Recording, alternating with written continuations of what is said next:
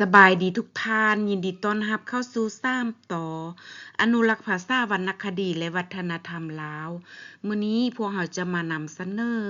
ความเป็นมาของวรรณคดีเขียนของลาว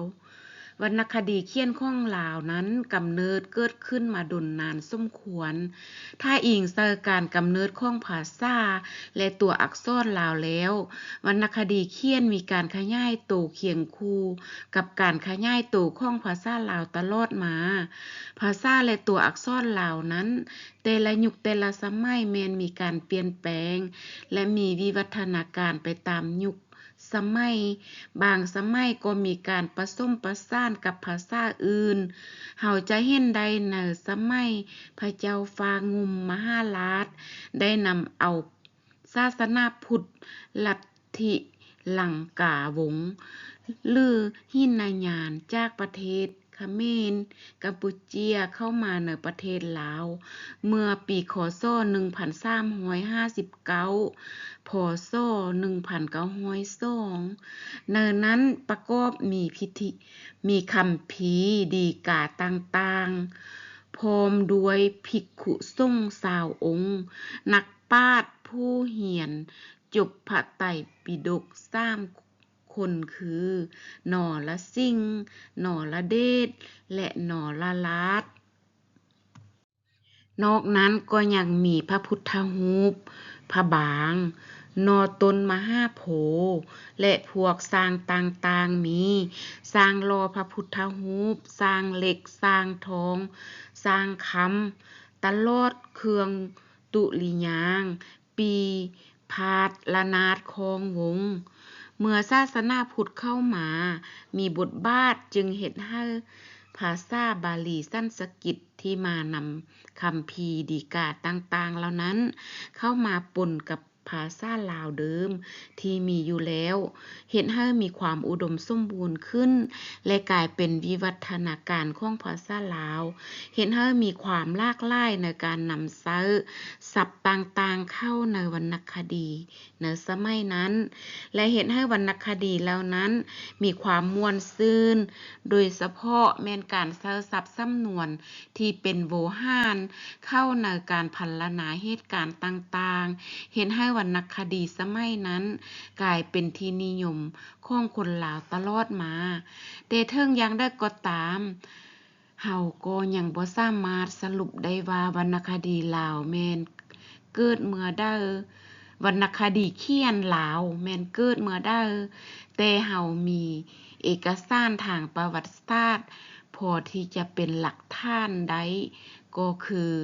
คำพระราชโอวาทของพระเจ้าฟางุมในปีคศ1357ภายหลังที่พระองค์ตีเอาหัวเมืองต่างๆได้ไสชนะในคำโอวาทกล่าวว่าขันเมื่อทำการสลองใส่ท่วน7 วัน 7 คืนบริบูรณ์แล้ว สมเด็จพระเจ้าฟ้าราชธรณีมหาราชจึงพระราชโอวาทสั่งสอนเสนาอามาตย์ทั้งหลายว่า เจ้าทั้งหลายรักษาบ้านเมืองอย่าให้มีค่าลักคนโจรอันหนึ่งอย่าได้ฆ่าฟันกัน แม้นว่าค่อยผิดก็ดี เมียตนผิดก็ดี เสนาและลูกค้ามาผิดก็ดี ตนอย่าล้อนค่าฝันเสีย ให้ผู้อื่นพิจารณาเบิ่งก่อน เป็นอันนัก แท้จึงทำตามเหตุนั้น โทษบ่หนักอย่าได้ฆ่า ทว่าให้ใส่คอขังไว้ ส้มโทษแล้วให้ปล่อยไปหาเวียกหาการ สมบัติอันจักเกิดมาในแผ่นดินนี้ คนมีสมบัติก็จึงมี คันบ่มีสมบัติเข้าของก็หาบ่ได้แลเฮาบ่ให้ฆ่าคนเพื่อดังนั้นแล อันหนึ่งเจ้าทั้งหลายก็อย่าผิดอย่าฆ่ากัน ให้พร้อมกันเบิ่งครอบบ้านครอบเมืองทั้งมวล ต่างบ้านต่างเมืองเข้าจักกระทำเบียดเบียนบ้านเฮาก็ให้เห็นแจ้ง อันหนึ่ง2 เดือนได้ให้เจ้าใส่คนเมื่อไหว้ซา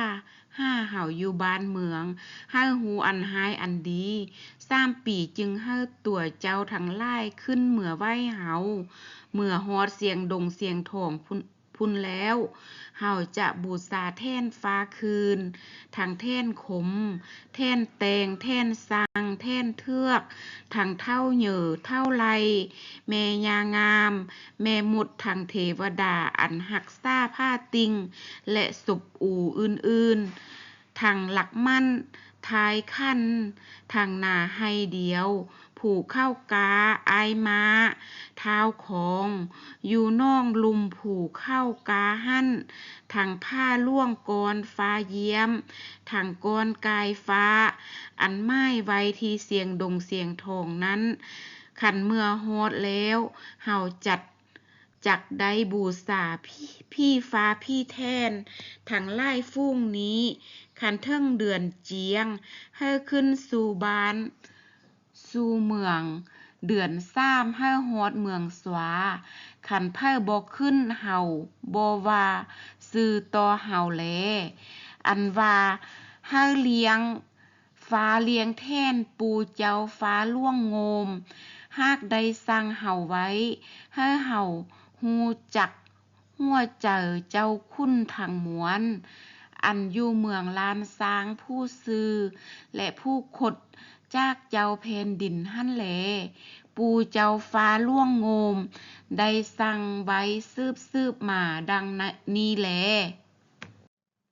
อันหนึ่งเจ้าทั้งหลายอย่าเอาภัยเมื่อเป็นค่อย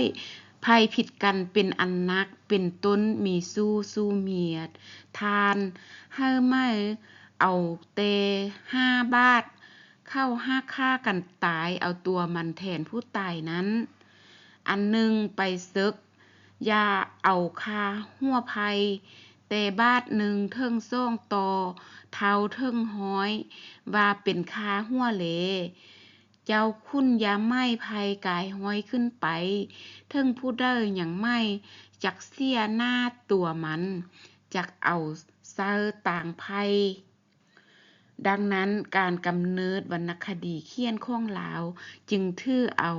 แต่ราชการเจ้าของพระเจ้าฟ้างุ่มเป็นต้นมาต่อมาเทิงสมัยพระเจ้าสุริยาวงศาเทิงซึ่งเป็นยุคที่อาณาจักรลาวล้านซางมีความรุ่งเรืองสู่ขั้นสูงสุดในนั้นวรรณคดีลาวแม่นขยายตัวสุดขีดและได้มีนักปราชญ์อาจารย์นักแต่งกำเนิดเกิดขึ้นอย่างล่วงหลายด้วยเหตุนั้นมันจึงส่องแสงให้เห็นถึงมากพ้นอันล้ำเลิศมีบรรพบุรุษลาวเฮาได้ประดิษฐ์คิดแต่งไว้จนถึงทุกวันนี้ผ่านไปนั้นท่านได้รับฟังความเป็นมาของวรรณคดีเขียนของลาวขอขอบใจข้อมูลจากสถาบันค้นคว้าวัฒนธรรมสถาบันวิทยาศาสตร์สังคมแห่งชาติในคลิปต่อๆไปพวกเราจะมานำเสนอเนื้อในของวรรณคดีประเภทต่างๆสู่ท่านฟังหวังว่าท่านจะติดตามรับฟังนำกันเนาะขอขอบใจทุกท่านที่ติดตาม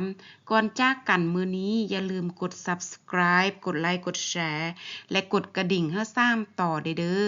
ท่านจึงจะได้รับความรู้และข้อมูลดีๆจากพวกเราเป็นประจำและพบกันใหม่ในคลิปต่อๆไปสบายดี